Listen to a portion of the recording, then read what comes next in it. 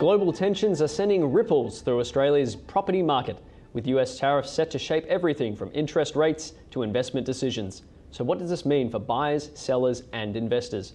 For more, I'm joined by Dion Besser, Director and Auctioneer at Besser Co Estate Agents. Dion, it's great to have you back.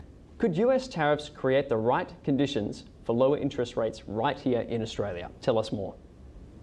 Well, it's a really good question, and thank you again for having me back. There are so many factors impacting the real estate market at the moment as a result of the US tariffs, and one is of course the potential for interest rates to come down as a result of uncertainty. But there are many other factors such as the increased cost of construction, currency depreciation, also pushing up prices of materials, and market volatility and market sentiment. So yes, the potential for interest rates to come down as a result of this volatility is definitely going to have an impact on the property market here in Australia.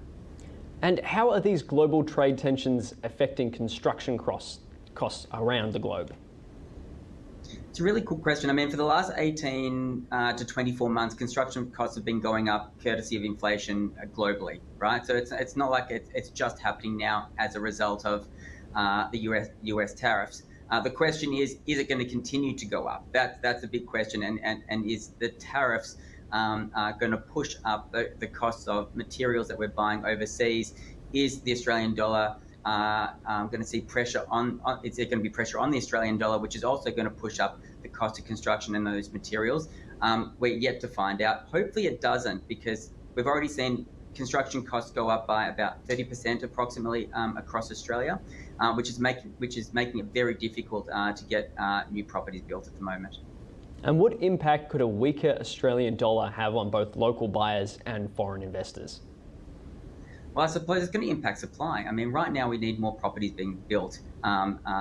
There's a huge amount, or there's building demand here in Australia for property, depending on which state or which major city we're talking about. Obviously, in Melbourne, for the last year and a half, 2 years, we've seen a bit of a lull in the property market, but we can now see the demand building. Up through Brisbane and the Gold Coast, we've seen property prices increase quite significantly, and we've got an Australian federal election in a couple of weeks' time, and just recently you've got both major parties announcing policies around housing, both very different policies, but both of them are targeted towards increasing supply. So to answer your question, the dollar going down, it's only going to make it more expensive to import materials. And are we seeing investor confidence shift as the markets respond to this uncertainty? Again, a really good question, and it really depends on which state or major city that you're in Australia. We've seen investor sentiment and confidence in Brisbane and Queensland, Gold Coast specifically, for the last couple of years increasing quite significantly. A lot of people have been moving their investment property money out of Melbourne and in some parts of Sydney through to Brisbane and to the Gold Coast. In Melbourne specifically, where I'm based, we're starting to see the very beginnings of investor interest back into the marketplace. It's just the very beginning, but I mean, the news and the data is suggesting that Melbourne is one of the best valued major cities in Australia at the moment for investment. We've seen rents going up quite considerably over the last 2 years. Prices for specifically investor stock apartments coming down. So we're seeing increased interest in investment in property here in Melbourne at the moment. And Dion, we touched on this a little bit before, the federal election.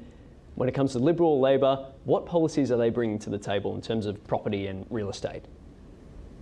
Again, a really good question. So both very different policies, and I'll just summarise it because there's a lot of factors to each of those two policies. And I've been watching both the Liberal Party and the Labor Party argue over which is a better policy. And I suppose the big question is it going to increase prices? Is it going to put pressure on prices? The Labor Party obviously promoting that it's going to increase the supply into the marketplace, and they're going to be pumping a lot of money into building new properties. We haven't seen the Labor Party do that for the last couple of years, so it's yet to be determined whether they can actually achieve it at the cost of construction. Traditionally, we know that the private sector can definitely build property cheaper than the government. So it's my opinion that we need to be getting the private sector building more properties rather than the government. To talk about the actual policies themselves, the Labor Party are promoting a 5% deposit and no mortgage insurance for first home buyers for new properties with a 5% deposit. The Liberal Party are promoting tax deductions up to $650,000 for the first 5 years against your income for the interest paid on your mortgage. So two very different policies. Both of them are promoting that it's going to increase supply. The question is, which of the two policies is going to increase supply more? Which of the two policies, if not both, will increase prices?